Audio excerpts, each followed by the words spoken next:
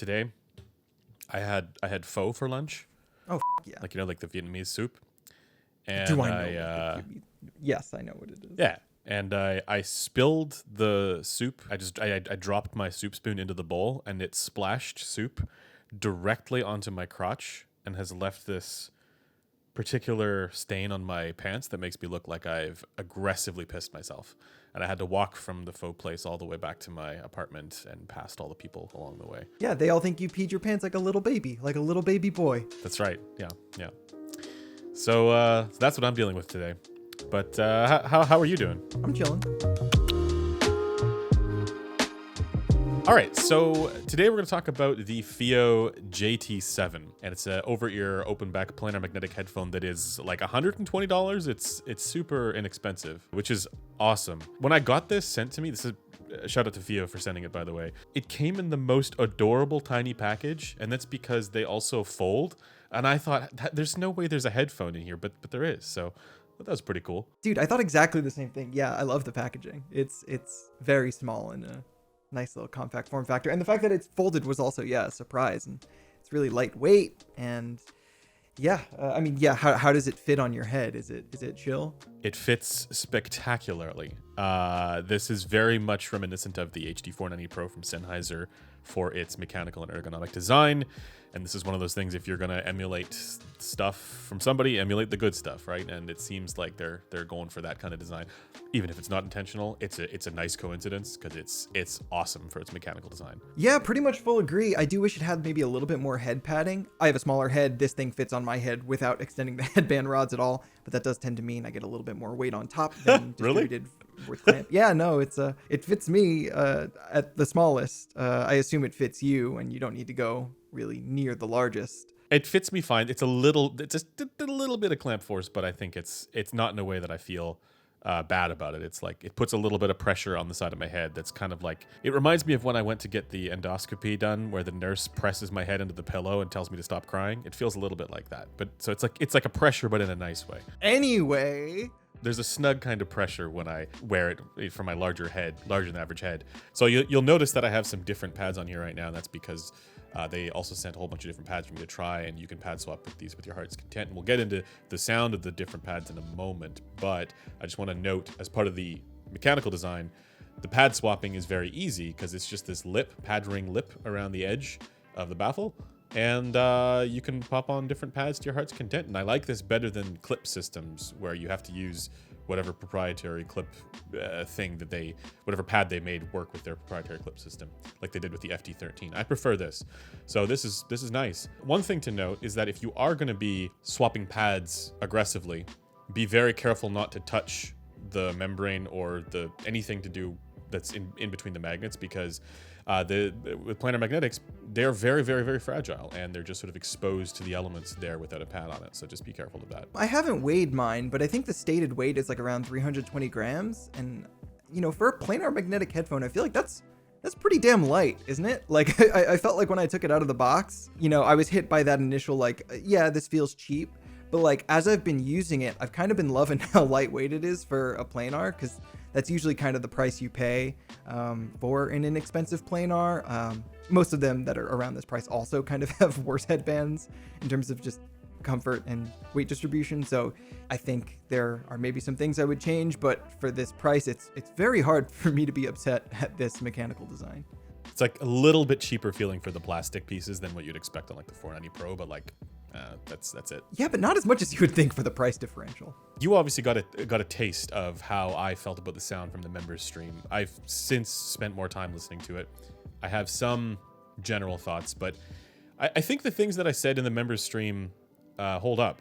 I have a similar sense of it now that I did before, which is that I don't love the sound, but I would not be mad at this for $120 or whatever it is, right? Like, I just with the default pads, out of the box, it's a little bit shouty and a little bit blunted, not quite as nice as the FT1 Pro for the treble, but overall there's not so much that I could complain about at this price. What about you? Yeah, like very similar thoughts. I was pretty surprised when I took it out of the box and listened to it. Like that first like 2 minutes or 3 minutes listening to it, I was just like, yeah, dude, I'm jamming. This is totally cool for $120. Doesn't suck. Absolutely does not suck. Yeah, when you spend a little bit more time with it, you do kind of notice there's this glare like in the upper mid-range to presence region transition, like that 3 to 4 kilohertz area. There was another peak on my head around like 6K and then another around like 13, 14K. Typical planar headphone things, but I think as an overall package, like I was surprised that it didn't come across as bright in terms of its overall tilt to me. Like the first thing I was hit with was kind of the warmth in the bass and mid-range. There was this kind of coziness. It's a little bit stuffy, but chill. And then, once I started listening to more music, the treble problems became more apparent. But, I think for people that are looking for an inexpensive headphone, this is like a take on this kind of hi-fi man and now FT1 Pro like signature that has some upsides versus things like the FT1 Pro and some downsides, which we can get into. Let's talk about some of the upsides. The FT1 Pro also had pretty good bass just by default without EQ. I think the bass on this is better. Yeah, no, full agree. Yeah, like easy agree. Integrated leak, getting that air gap bass boost behavior, which is really nice. And importantly, does not have the excursion limit issues that the FT1 Pro has. So if you did want to EQ this in the bass, you could go even higher. You could give it more. So I would describe the bass as like not this textured or round or rich bass. It's more of like a thudding, plodding kind of bass. But that is better, I think, than many planars that are just like flatlining bass all the way across, right? So it has enough presence there to kind of be the ballast for the ear gain that's intense on this headphone. Yeah, and that's kind of what I want to touch on actually, is the relationship to the ear gain. Because yeah, I totally agree it is better than the FT1 Pro, and I think a lot of it has to do with what's going on in its relationship to the ear gain. So when it comes to like bass instruments, like bass guitars don't necessarily sound that much better to me. They sound very similar, but the kick drum sound is markedly different. And I think it's because that 3 to 5 kilohertz push on JT7 does kind of bring forth a little bit more like clackiness and a little bit more of that like hardness to specifically kick drums that makes them like more palpably like punchy than something like an FT1 Pro or like an Edition XS or something like that. So you get that, fun bass relationship, but the price you pay is that, yeah, that upper mid-range push is more forward than it was on the FT1 Pro, and it was already kind of problematic there. So I do find it to be a little bit too glary, a little bit scratchy of a listen. Things I don't like about this, as you said, the kind of glary presentation for the low treble, I don't know, the ear gain transition there. But I kind of didn't like that about the FT1 Pro as well. Like, I'm not sure if it's exactly there, but that for me was a little overbearing, that sort of ear gain rise. The other thing that I don't like about this is it does sound a little bit blunted to me, and I realize the reason why is that it's a bit sort of uppy downy throughout the rest of the treble, and I find that this is one where I notice the dips a little bit more. So there's a sense of dullness that and a sort of unrefinedness that comes through. But I wouldn't say that this is like harsh or fatiguing. It's not like there's a stridency or like a sibilance going on. It's just a little bit on the duller side for me. But how did you get on with it? Yeah, I mean, much the same complaint. Again, the upper mid-range is kind of a problem, but also I did find that there was some roughness in the treble. Like there's, again, a 6K peak and then like a 8K dip, and then it comes back up with a vengeance in the upper treble, as planars usually do. So I did find it has this kind of dark bright characteristic where there is a little bit of muffliness due to the upper mid-range recession around 2 kilohertz and then the dip around 8K. But then there's also this brightness on certain elements, like vocal sibilance and cymbals and stuff like that. So it definitely isn't a very refined treble presentation overall, but I do think the sense of overall tilt between like bass and treble is actually quite even, such that, again, when I was first listening to it, I didn't get anything that smacked of an immediate problem, right? And I would assume the same happened to you. And I think the same is probably going to be true for most people who pick up this headphone to listen to it for the first time. Nothing's really disastrously wrong with it. There are just these things that become clear with closer listening. Yep, the uppy downiness. Let's get into the pad swaps and some of the different some of the changes that create. So the default pads, we've shown you the measurements of the default pads. FiiO were kind enough to send over 3 additional pads for me. That's the FT1 A, B, and C versions. The C versions are kind of similar to the default pads. They're a little bit smaller for the ear opening. The performance on them is pretty similar in terms of it has a similar characteristic overall for the ear gain and the treble. The B pads are the ones that are on here right now are the most interesting to me. They're more this kind of velvet material. They feel really nice. They're very comfortable.